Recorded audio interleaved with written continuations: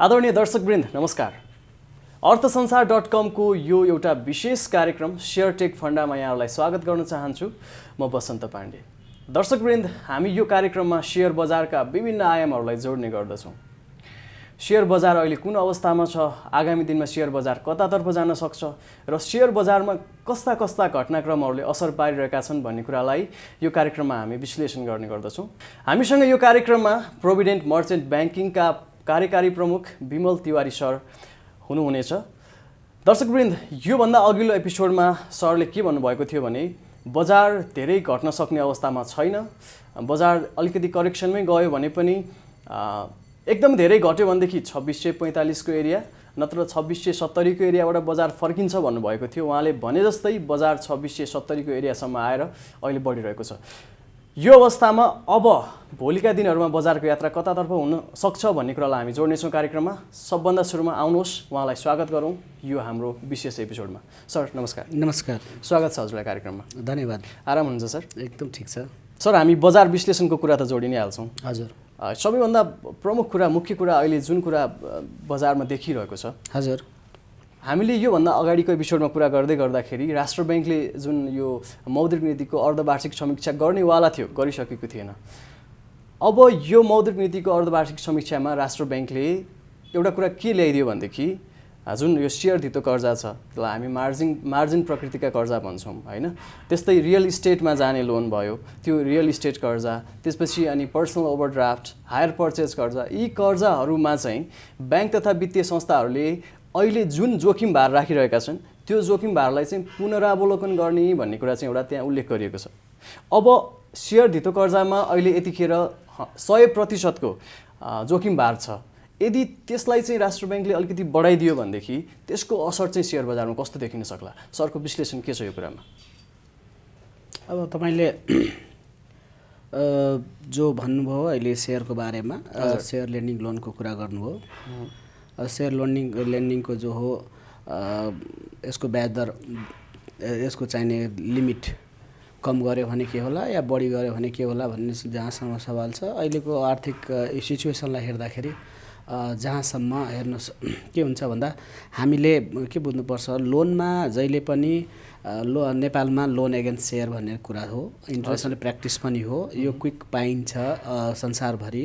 यो लगभग 120 दिनको एभरेजलाई गरिन्छ। धेरै देशहरूमा 180 डेज पनि गराइन्छ। दिनले पनि असर पार्छ किनभने सेयरको लोन लिमिटमा असर हो। लोन लिमिट भन्दाखेरि हामीले के बुझ्नुपर्छ भन्दाखेरि जब ठुलो इन्भेस्टरहरूले या ट्रेडरहरूले पैसा मार्केटको मुभलाई ब्याकअप गर्नको लागि त्यो लोन लिइरहेको हुन्छ र बजारको प्राइस राइज भइरहेको अवस्था पनि हुन्छ। त्यसले लिक्विडिटी अलिकति बजारको स्टक मार्केटको लागि अलिकति सपोर्ट बन्छ भन्ने हिसाबमा तपाईँ हाम्रो जिज्ञासा ठिक कुरा हो। अब अहिले बजारमा हामीले लिक्विडिटीको जुन अवस्था देखेको छौँ त्यो अवस्थामा ब्याङ्कले एक त हामीले देख्यौँ कि बजारमा जुन हिसाबमा लेन्डिङ हुन्छ त्यो हिसाबमा चाहिने ब्याङ्करहरू एग्रेसिभली लेन्डिङ गर्ने पक्षमा छैनन् होइन। अब लेन्डिङ गर्ने पक्षमा नभइसकेपछि राष्ट्र ब्याङ्कले हामीले बुझ्नु पर्यो कि त दुईवटा कुरा हुनसक्छ, कि त लिमिटमा उसले रेस्ट्रिक्सन लाएर लिमिट घटाउने, तर त्यो घटाउने अवस्था छैन। किन भन्दाखेरि अहिलेको जो पोलिटिकल सिनारियो छ, जुन अवस्थामा हामी गइरहेको छौँ, लिक्विडिटीको हिसाबमा छ भर्खर सहज हुन खोजेको र भर्खर हल्का दिन खोजेको, त सुरक्षित र क्विक चाहिने लिक्विड हिसाबमा तुरुन्तै प्लेस गरेर लिन सक्ने भनेको हामी यहाँ देख्छौँ। नभए कोल्याट्रल ब्याक्ड चाहिने तपाईँको लोनहरू लिनको लागि प्रोसेसिङहरू धेरै छ। अब पुस मसानसम्मको जुन हाम्रो लोनको कुरा थियो, पुस मसानसम्म दिनुपर्ने लोनहरू ती दिइसकेका छन्। त्यसैले अहिले अब यो क्वार्टरले नेक्स्ट क्वार्टरलाई असर गर्ने भएको हुँदा हजुर हामीले त्यति चाहिने यसमा इन्ट्रेस्ट लेला राष्ट्र ब्याङ्कले भन्ने कुरा जहाँसम्म छ मलाई लाग्दैन। पहिलो कुरा त्यो बुझ्नु पर्यो। अब रह्यो तपाईँले जुन भन्नुभयो, यहाँ हामी अहिलेसम्म नेपालमा एक्सपोजर बेस्ड ट्रेडिङ गर्दैनौँ। अर्थात् जुन ब्रोकर्ससँग हामी जो कारोबार गर्छौँ त्यसमा तपाईँको अब जस्तै 20 गुणा 5 गुणा हिसाबमा तपाईँले लिमिट लिएर पनि ट्रेड गर्ने हुन्छ। अर्थात् तपाईँको जबसम्म लस प्रोपोजिसन इक्विभ्यालेन्ट मिल्दैन तबसम्म उसले, जस्तै मैले कसै 1 लाख रुपियाँ लिएको छु, 1 लाखले 10 लाख रुपियाँ मैले मानौँ लिमिट लिएँ, 10 गुणा मलाई एक्सपोजर दिँदाखेरि त्यतिसम्मको ट्रेड गर्न पाउने हुने भयो भने एक्सपोजर बेस्ड ट्रेडिङ गर्दाखेरि अब मैले 1 लाखसम्म त मेरो पुँजी हो नि त, बजारमा मैले 1 लाखसम्म आफ्नो सम्पत्ति हुँदाखेरि लस गर्न पाउँछु भन्ने हिसाबमा उसले लस मेकानिजमबाट गभर्न भएर अहिले एक्सपोजर बेस्ड ट्रेडिङ नेपालमा देखिँदैन। के देखिन्छ भने इन्फ्लुएन्स बेस्ड ट्रेडिङ देखिन्छ। तपाईँको इन्फ्लुएन्स बेस्ड ट्रेडिङ तपाईँसँग लगानी गर्नुभएको छ, ब्रोकरसँगको सम्बन्ध छ, ब्रोकरलाई तपाईँमाथि विश्वास छ भने 2-4 गुणा आफ्नो लिमिट लिएर चाहिने एक्सपोजर ट्रेडिङ गर्छ र त्यसरी पनि कारोबारहरू हुन्छ। र जहाँसम्म नेपाल राष्ट्र ब्याङ्कको कुरा छ, जुन तपाईँले यो तपाईँको हामीले सेयर लोनको कुरा गर्नुभयो, सेयर लोनको हिसाबमा बेसिकली फोकस चाहिने मान्छे चाहिने सेयरलाई धितो राखेर आफ्नो चाहिने ट्रान्जेक्सन गर्ने काम गरिरहेको अवस्था हुन्छ। किनभनेदेखि राष्ट्र ब्याङ्कले त्यति ओपनली पर्मिट त गर्दैन, जसलाई पाए त्यसलाई लोन दिन त पाइँदैन। त्यो भएको हुँदाखेरि पनि भोल्युममा त्यति चाहिने प्रभाव त्यसरी गरेका छन्। त्यसैले अझै पनि अब नयाँ अध्यक्ष पनि आउनु भएको छ। अब यो ब्रोकरलाई चाहिने लोन एक्सपोजर बेस्ड ट्रेडिङ गराउने कि नगराउने, इन्ट्राडे ट्रेडिङ गराउने, त्यसको बारेमा के धारणा हुन्छ, सिस्टम अटोमेसनका कुरा के हुन्छन्, त्यो कुराहरूमा त अब हामीले फोकस भनेको त्यहाँनिर हो होइन। त्यहाँ हामीलाई चार्जेस भन्दा पनि हामीलाई चाहिने सिस्टम चाहिएको छ, भाइबल सिस्टम चाहिएको छ होइन। त्यसरी हामीले के बुझ्नु पऱ्यो भने पोलिसीमा चाहिने अलिकति फ्लेक्सिबल पोलिसी चाहिएको छ। सधैँभरि लोन एगेन्स्ट जाने अनि तपाईँले चाहिने लिक्विड बजार छ, स्टक मार्केट भनेको हाइली सेन्सिटिभ मार्केट हो। तपाईँ सधैँ जाने अनि त्यहाँ गएर तपाईँले गएर रोका गराउने अनि फुकुवा गराउने अनि सधैँ गरेर एकजना मान्छे राखिराखेर बजारले सपोर्ट त पुग्दैन।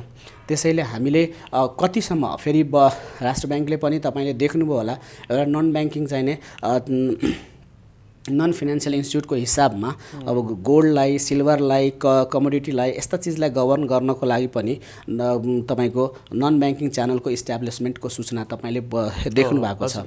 त्यो सूचनाहरूले गर्दा के हुन्छ भने हुनसक्छ त्यसमा बरु राष्ट्र ब्याङ्कले चाहिने अलिकति एग्रेसिभनेस भएर एक्सपोजर बेस्ड ट्रेडिङको लागि नन ब्याङ्किङ फिनान्सियल इन्स्टिट्युट्सको रूपमा ब्रोकरहरूलाई पनि लिस्टिङ गरेर त्यहाँ चाहिने एक्सपोजर बेस्ड ट्रेडिङ ल्याउन सकेदेखि बजारमा अलिकति टेवा पुग्ने थियो। त्यो कुरा हुनसक्छ। त्यसैले मलाई जहाँसम्म लाग्छ अहिले यस्तो अब जुन हाम्रो परिस्थिति हामी एमसिसीबाट पनि गुज्रिरहेका छौँ होइन, यस्तो परिस्थितिमा त्यस्तो खासै चाहिने पेनिक पार्ने हिसाबको चाहिने तपाईँले भनेअनुसारको मलाई लाग्दैन त्यो जोखिम व्यवस्थापनको लागि चाहिने उनीहरूले यो स्टेप चाल्छन् भन्ने कुरा। सरले जोडिहाल्नुभयो कुरा। यो भर्खरै हाम्रो के भयो भन्दाखेरि लामो समयदेखि रोकिरहेको धितोपत्र बोर्डको अध्यक्षको नियुक्ति भयो, जुन सेयर बजारको लागि निकै सकारात्मक कुरा हो। उहाँले फेरि नियुक्त हुने बित्तिकै उहाँले के भन्नुभएको छ भन्दाखेरि अहिले जुन समस्याहरू देखिरहेको छ सेयर बजारमा, यदि राष्ट्र ब्याङ्कको पोलिसीको कारणले गर्दा त्यो देखिरहेको छ भनेदेखि म राष्ट्र ब्याङ्कसँग पनि मिटिङमा बस्छु, अथवा कहाँ के समस्या देखिरहेका छन् अथवा हामीले के सुधार गर्न सक्छौँ त्यो कुरामा चाहिँ म लागि पर्छु भनेर उहाँले भनिरहनु भएको छ। तर यो लगानीकर्ताहरूको चाहिँ के देखियो भन्दाखेरि धितोपत्र बोर्डले नयाँ नेतृत्व पायो, त्यो कुरामा खासै लगानीकर्तालाई चासो रहेको देखिएन, बरु राजनीतिक कुरा, एमसिसीका कुरा होइन, यी कुराहरूमा चाहिँ बढी चासो भएको देखियो। अहिले यतिखेर लगानीकर्ताहरूको चाहिँ चासोको एपिसेन्टर भनेको चाहिँ हाम्रो संसद भवन भएको अथवा राजनीति भएको देखियो। यो कस्तो खालको परिदृश्य हो सर? किन यो लगानीकर्ताहरू चाहिँ त्यतातिर बढी फोकस्ड, यो धितोपत्र बोर्डको नीति तथा कार्यक्रममा चाहिँ अलिकति कम फोकस्ड भएको देखियो? किन यस्तो भइरहेछ? डेफिनेटली यो सिचुएसन धेरै देशको लागि धेरै गम्भीर मोडमा हामी छौँ। तपाईँले एमसिसीको कुरा सोध्न खोज्नु भएको हो। एमसिसीलाई कसरी फेरि तपाईँले ल्याइहाल्नु यो विषय, एउटा ठुलो राष्ट्रको बिचमा, हामी सानो राष्ट्रको बिचमा राष्ट्रमा आलाई चाहिने जुन पोलिसी छ त्यो पोलिसी हामीले रिजेक्ट गर्ने या चाहिने एक्सेप्ट गर्ने भन्ने हिसाबमा अहिले हामी माथि चाहिने एउटा दबाब आएको अवस्था छ र हामीलाई चाहिने बाध्य भएर निर्णय गर्ने अवस्था पनि पुगेको देश अवस्था छ। यसमा हामी एकअर्कामै चाहिने आरोप प्रत्यारोप र त कन्ट्राडिक्सन पारेर हाम्रो जो हो कमजोरीको हिसाबमा यसले चाहिने के छ भने ठुलो देशको लागि पनि यो एउटा च्यालेन्जको इस्युस हुन्छ। उसलाई पनि हुन्छ कि जो नेपालबाट पनि पोलिसी रिजेक्ट भयो भन्ने कुरामा।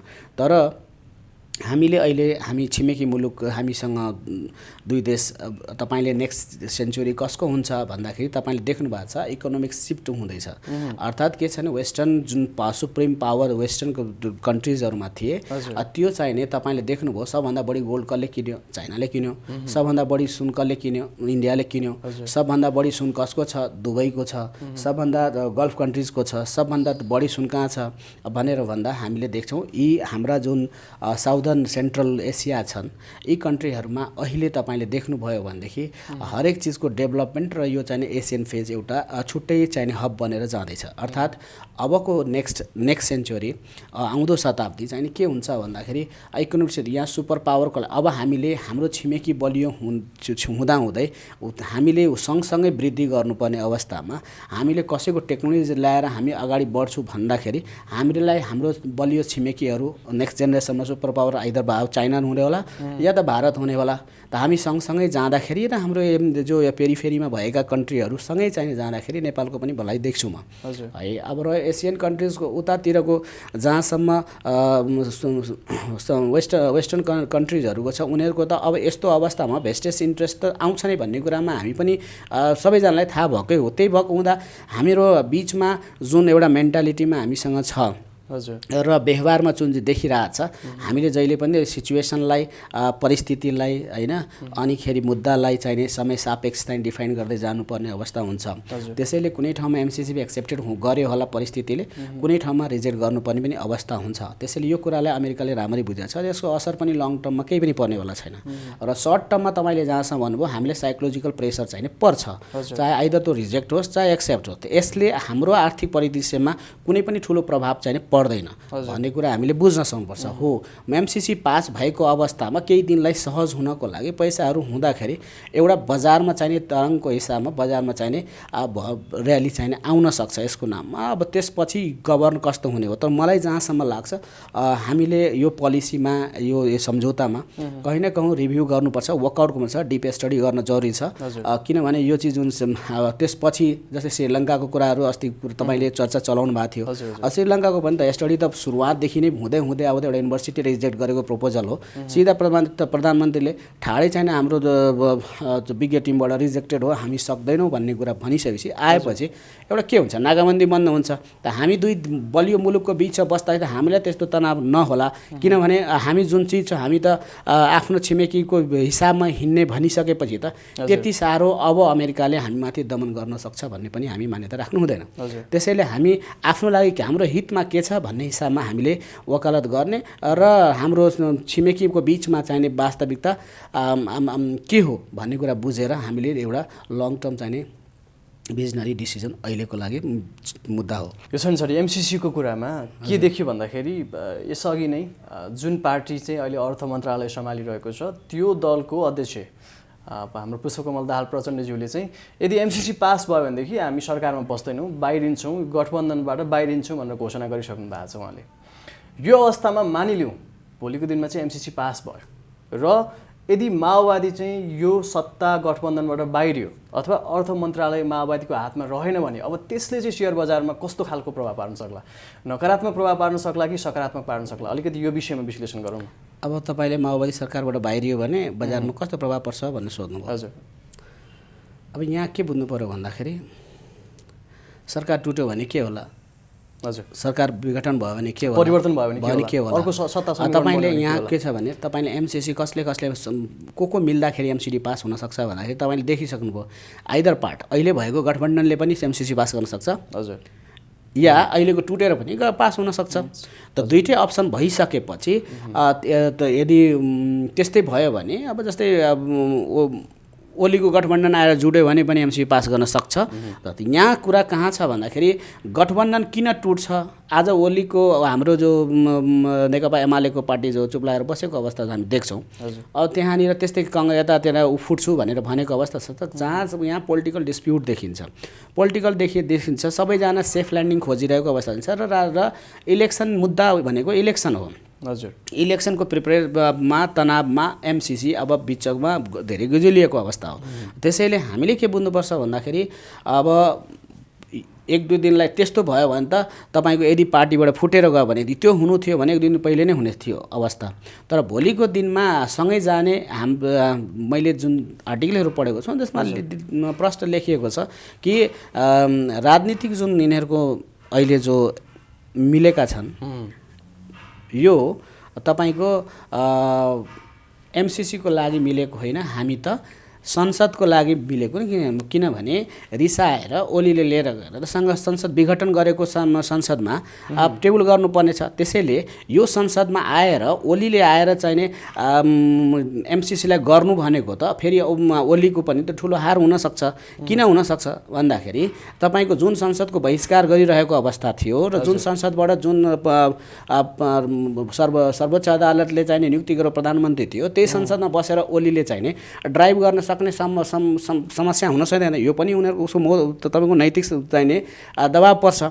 त्यो भएको हुँदा म जहाँसम्म देख्छु गठबन्धन हतपत नटुट्ला मेरो हिसाबमा हो, आकलन हो। मलाई कुनै पनि राजनीतिक पार्टीदेखि कुनै पनि छैन, मलाई छैन। म छुट्टै विचारधारा छुट्टै जाने वर्तमानसम्म हाम्रो जुन अहिलेको युग छ त्यो अनुसार हिँड्ने चाहिने व्यक्ति हो। त्यसैले हामीले के बुझ्नु पर्यो भन्दा कि यो राजनीतिक हत्कण्डा हुनसक्छ, राजनीतिक परिवेशको अवस्थामा हुनसक्छ। यसलाई सबै आफ्नो आफ्नो इन्ट्रेस्टमा गइरहेको छन्। त्यसैले यदि बाहिरिने कुरा जहाँसम्म गर्नुभयो त्यस्तो हुँदैन होला। बाहिरियो भने पनि तपाईँको बिचमा अर्को अप्सन भनेको उसलाई छ, नैतिक दबाब पनि छ, जसको लागि यत्रो 100 दिनदेखि चाहिँ बाहिर बसेको चिजहरू हुने भएकोले अब यहीँनिर यिनीहरू बिचमा सहकार्य भएर कि त सकारात्मक या नकारात्मक निर्णय गर्नुपर्ने चाहिने परिस्थिति बन्ने मैले देखेको छु। त्यही अनुसार हुन सक्ला र यसले बजारमा जहाँसम्म म देख्छु कि बजार अहिले सामान्य अवस्थामा जान्छ। एमसिसी पास भए पनि नभए पनि बजारलाई त्यस्तो प्रभाव चाहिने नपर्ला। पास भयो भने बरु अझ तरङ्ग आउन सक्छ, बढ्न सक्छ। नभए 1-2 दिन त्यही अलिकति चाहिने बजार मौन बस्ला, त्यसपछि फेरि आफ्नो लयमा बजार जस्तो चलिरहेको थियो त्यही अनुसार बजार चल्छ। यी विभिन्न परिदृश्यका कुराहरू हामीले जोडिहाल्यौँ। राजनीतिक परिदृश्यका कुराहरू, एमसिसीका कुराहरू, धितोपत्र बोर्डको नयाँ नियुक्ति, धितोपत्र बोर्डको अध्यक्षको जुन नयाँ नियुक्तिका कुराहरू पनि हामीले जोडिहाल्यौँ। अब यो बिचमा सनी सरले भनि पनि हाल्नु भएको छ बजार त्यति धेरै घट्न सक्ने अवस्था देखिँदैन, बजारको यात्रा माथितिरकै हुन सक्ने सम्भावना बढेर गएको छ। त्यो कुरा सरले भनिहाल्नुभयो। योभन्दा अगाडिको एपिसोडमा सरले भन्नुभएको थियो बजार बढ्ने नै छ भने, त्यतिखेर पनि विश्लेषण त्यही किसिमको थियो। यदि घटेरै आयो भने पनि धेरै घट्यो भनेदेखि 2645 को बिन्दुसम्म आउन सक्ला, नभएदेखि 2670, 75 त्यहाँबाटै बजार फर्किन्छ भन्ने सरको विश्लेषण थियो। त्यो जुन एकदमै सही साबित भएको छ। आज हामी 2735 को बिन्दुमा छौँ। अब यतिखेर सम्पूर्ण लगानीकर्ताहरूलाई उहाँहरूले चाहिँ आगामी हप्तामा एउटा रणनीति बनाउनको लागि अथवा आउने दिनमा, अब आज मङ्गलबार हैन, भोलि पर्सि र आगामी हप्तामा चाहिँ एउटा रणनीति बनाउनको लागि चाहिँ बजारको अबको बेन्चमार्क चाहिँ कहाँसम्मको हुनसक्छ, एउटा टार्गेट कहाँसम्मको हुनसक्छ र यदि बजार घटेर आयो भने पनि कुन बिन्दुसम्म आउँदाखेरि चाहिँ हामी खासै डराउनु पर्ने अवस्था बन्दैन, त्यो कुरालाई चाहिँ सरले अलिकति क्लियर पारिदिनुहोस् न। अब यस्तो हो, हामीले अहिलेसम्म जुन प्रक्षेपण गरेको छौँ त्यो इन्डिकेटर बेस्ड हो। चाहे त हामीले 3200 को बजारमा गऱ्यौँ, त्यसपछि हामीले 2800 मा गऱ्यौँ, फेरि तपाईँको 2400 2600 मा आएर पनि हामीले गऱ्यौँ र अस्ति मैले भने कि बजार यो 2900 को बेन्चमार्क दियौँ। फेरि हामीले भन्यौँ कि 2900 बेन्चमार्क यदि क्रस गरेन भने त्यतिसम्म पहिले गऱ्यो, त्यसपछि कन्फिडेन्स लेभल आउँछ र अहिले बजारमा इफेक्टिभ क्यान्डल बन्ने 2-3 दिनभित्रमा चाहिँ इफेक्टिभ क्यान्डल बन्छ। बनिसकेपछि बजारले चाहिँ सानो करेक्सन पछि बजार अलि ठुलो छलाङतिर जान्छ। बजारको सेन्टिमेन्ट्स त्यस्तै भएको तपाईँले भन्नुभयो अनुसारकै भएको हो र अहिले इफेक्टिभ क्यान्डल पनि बन्यो। इफेक्टिभ क्यान्डल बजारमा बनिसकेपछि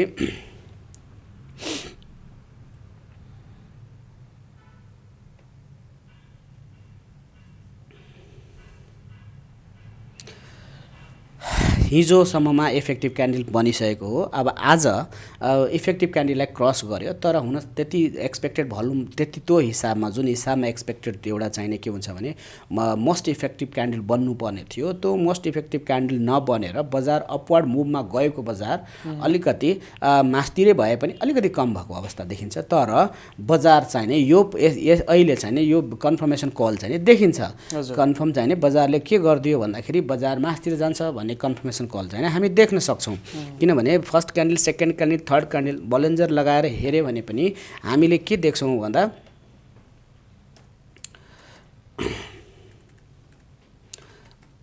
बलेन्जर ब्यान्डमा हामी प्रष्टसँगले देख्छौँ कि बजारमा अहिले के छ भन्दा तपाईँले मैले पटक पटक भनेको थिएँ, जब एउटा ट्रेन्ड बेयरिश ट्रेन्डमा बजार तलतिर जान खोज्छ त्यसपछि जुन फलिङ रेट छ त्यसमा एउटा इफेक्टिभ क्यान्डल बन्छ। इफेक्टिभ क्यान्डल भएपछि अर्को क्यान्डल चाहिने त्यो मोस्ट इफेक्टिभ बन्न खोज्छ।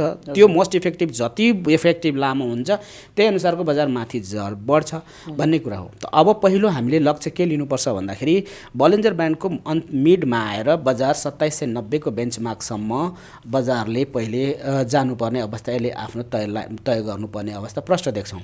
यतिसम्म गइसकेपछि अनि बजारमा त्यहाँनिरको भोल्युम, त्यहाँनिर चाहिने भएको मुभमेन्ट र डाइरेक्सनले निर्धारण गर्छ अगाडि बायर कति आउँछन्, त्यहाँबाट चाहिने डिपेन्ड गर्छ। त अब ट्रेन्ड यहाँ के छ भन्दाखेरि ओभरअल यो ट्रेन्ड जो छ ट्रेन्ड हामीले हेर्दाखेरि यो ट्रेन्ड राइजिङ ट्रेन्ड त होइन, यो ट्रेन्ड त फलिङ ट्रेन्ड हो।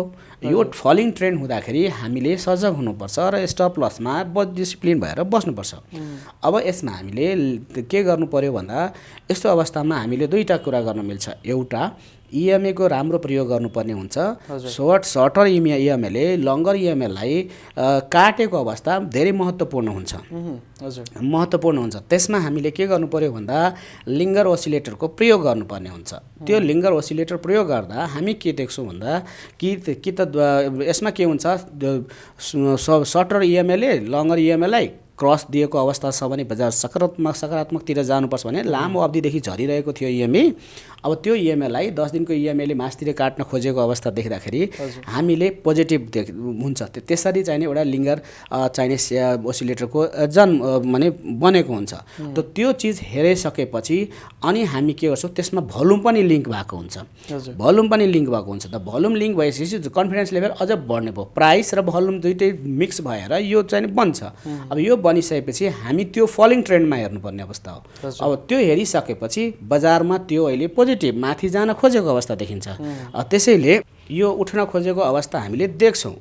अब यस्तो उठ्न खोजिरहेको अवस्था इभन दो अहिले हामीले ब्लू लाइन जब उठ्न खोजिरहेको अवस्था छ र ग्रिन लाइन तलतिर गइरहेको अवस्था छ, यस्तो अवस्थामा अहिले 1-2 दिन हामीलाई मैले तपाईँलाई बेन्चमार्क दिएँ 2790 को हाराहारीमा। त्यहाँ पुगेपछि बजारमा अलिकति के हुन्छ, अगाडि जान सक्छ सक्दैन त्यो पनि हामीलाई अहिले अगाडि 12 गतेलाई पनि हेर्नुपर्ने अवस्था छ।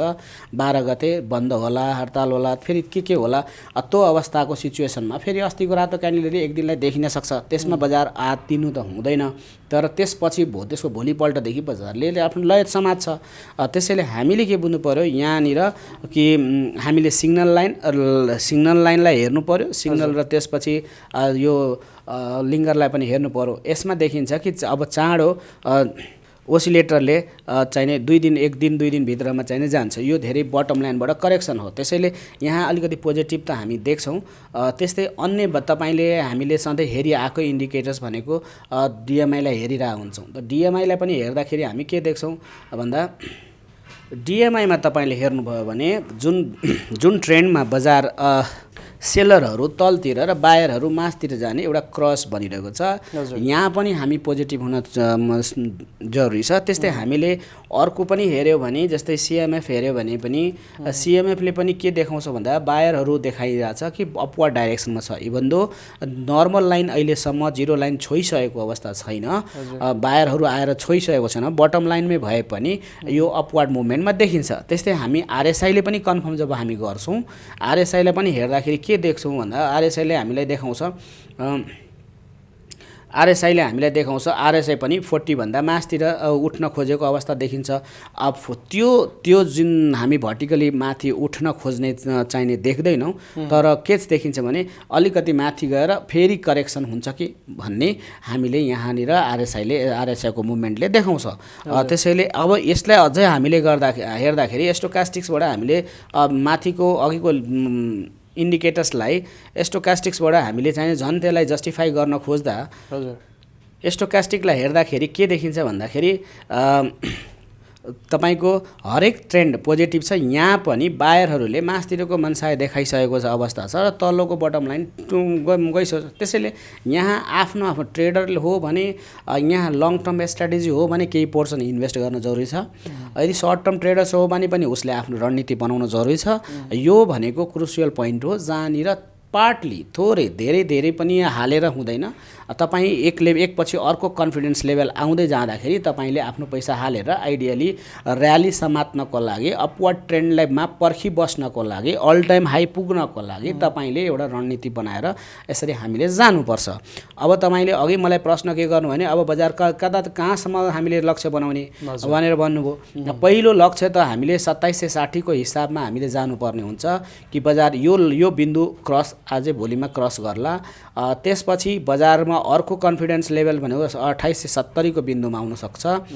त्यसपछि बजारले त्यसपछि हामीले अस्ति भनेका थियौँ 2900 को हाराहारी पार गरे अर्थात् 2946 को बिन्दु पुगेपछि तपाईँले फर्दर चाहिने इन्भेस्टमेन्ट गरेर बजारमा केही दिन पर्खेर बजारमा ट्रेड गर्न सक्नुहुन्छ। यसरी हामीले चाहिने आफ्नो बेन्चमार्किङ गर्नुपर्छ बसन्तजी।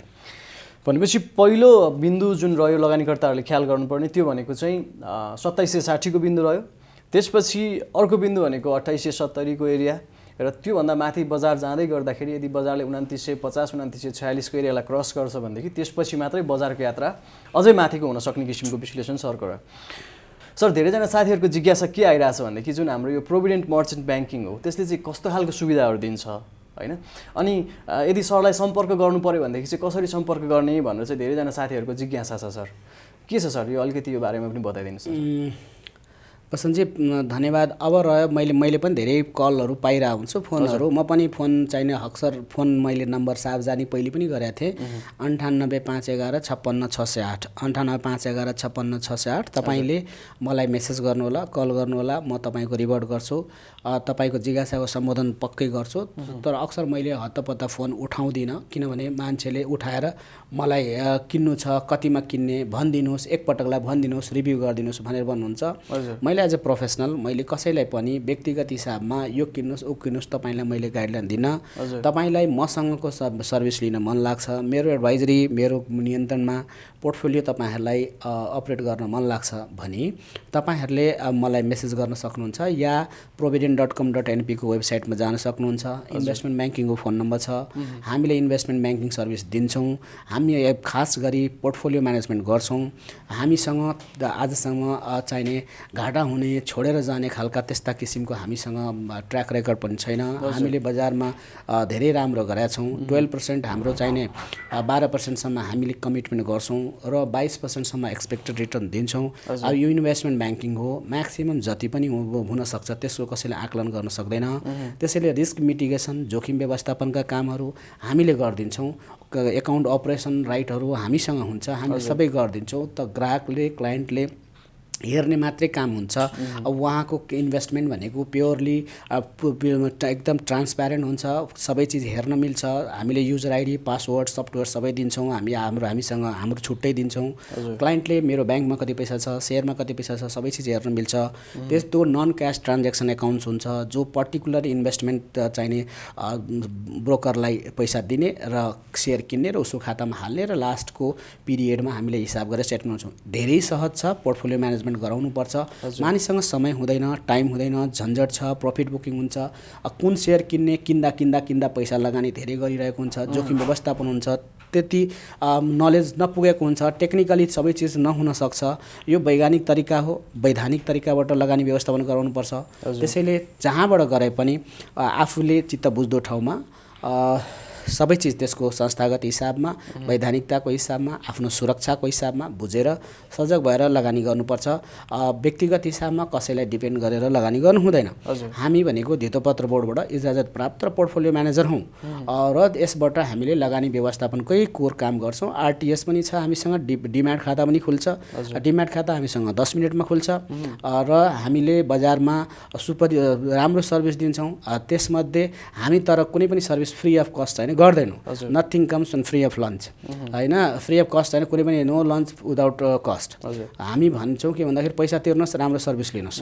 तपाईँले चित्त बुझ्दैन, हामीसँग ओपन डोर छ। फेरि यो पिएमएसमा यस्तो हुँदैन, बाइन्डिङ हुँदैन कि तपाईँले चित्त बुझेन तपाईँ एनी टाइम क्विट गर्न सक्ने अप्सनहरू पनि हुन्छ। हजुर, प्रफिट बुकिङहरू पनि टाइममा गरिन्छ, प्रफिट बुकिङहरू प्रफिट्सहरू विथड्र गर्न सकिन्छ, सबै चिज छ। त्यसको लागि तपाईँले इमेल गरिदिनुहोस्। म इमेलमा मैले लास्टमा इमेल गरेँ, तर युट्युबहरूमा साथीहरूले धेरै क्वेरी थियो। मैले त भने, तर के छ हुँदो रहेछ भन्दाखेरि मेसेज वा त्यो कमेन्ट्समा चाहिने नम्बरहरू आउँदो रहेनछ। त्यो भएको हुँदा साथीहरूलाई गाह्रो भएको छ। सम्पर्क गर्न provident.com.np 9851156608 गऱ्यो भने मसँग सम्पर्क हुन्छ। दर्शकवृन्द, सेयर बजार वास्तवमै जोखिमको क्षेत्र हो र यसमा धेरै समय पनि दिनुपर्ने हुन्छ। जस्तो तपाईँले सेयर बजारको बारेमा सुनिरहनु भएको छ, तपाईँ सिक्न खोज्दै हुनुहुन्छ, तपाईँसँग पर्याप्त अनुभव छैन, पर्याप्त समय छैन, कतै जागिर गर्दै हुनुहुन्छ अथवा कुनै व्यवसायमा संलग्न हुनुहुन्छ भनेदेखि तपाईँ आफैले सेयर बजारमा समय दिन थाल्नुभयो भनेदेखि तपाईँको त्यतातिरको जुन काम तपाईँ अहिले गर्दै हुनुहुन्छ त्यो काममा तपाईँले पर्याप्त समय दिन नसकेर त्यो काम पनि बिग्रिन सक्छ। त्यसैले एउटा एक्सपर्टिजको आधारमा, किनकि प्रोभिडेन्ट मर्चेन्ट ब्याङ्किङले आफ्ना एक्सपर्टहरू छन् त्यहाँ होइन, र त्यो आधारमा बजारको यात्रा कस्तो हुनसक्छ, कुन कम्पनीको सेयर बढ्नेवाला छ, कुन बेलामा कुन बिन्दुमा गएर प्रफिट बुकिङ गर्ने, अथवा यदि बजारमा सोचे जस्तो भएन भनेदेखि स्टप लस गर्नुपर्ने पनि अवस्था आउन सक्छ, त्यो कुन बेलामा गर्ने, त्यो सबै कुराहरू उहाँहरूले हेर्नुहुन्छ। तपाईँले केवल उहाँहरूसँग चाहिँ एउटा छलफल गरेर, सल्लाह गरेर, एउटा एग्रिमेन्ट गरेर पूर्ण रूपमा उहाँहरूलाई विश्वास गरेर आफ्नो पोर्टफोलियो उहाँहरूलाई जिम्मा लगाउन सक्नुहुन्छ। त्यसको लागि कुन नम्बरमा सम्पर्क गर्ने भन्ने कुरा चाहिँ हामी यो भिडियोको डिस्क्रिप्सनमा राखिदिन्छौँ, त्यहाँ हेर्नुहोला र सम्पर्क गर्नुहोला प्रोभिडेन्ट मर्चेन्ट ब्याङ्किङलाई। तपाईँ व्यक्तिगत रूपमा विमल तिवारी सरसँग सम्पर्क गर्न चाहनुहुन्छ भने पनि उहाँको नम्बर पनि हामी त्यहाँ राखिदिन्छौँ। यति भन्दै आजको कार्यक्रम तपाईँहरूलाई कस्तो लाग्यो त्यसको प्रतिक्रियाहरू लेख्नुहोला कमेन्टमा। तपाईँका सल्लाह सुझाव प्रतिक्रियाहरू गुनासोहरू सधैँभरि स्वागत योग्य रहनेछन्। र यदि अर्थसंसार.com लाई सब्सक्राइब गर्नुभएको छैन भने सब्सक्राइब गरिदिनु हुन अनुरोध गर्दै आजको यो सेयर टेक फन्डाको विशेष एपिसोडबाट प्रोभिडेन्ट मर्चेन्ट ब्याङ्किङका कार्यकारी प्रमुख विमल तिवारी सर, त्यसपछि हाम्रो अर्थसंसारको प्राविधिक युनिटसँगै म बसन्त पाण्डे पनि बिदा चाहन्छु। नमस्कार। नमस्कार।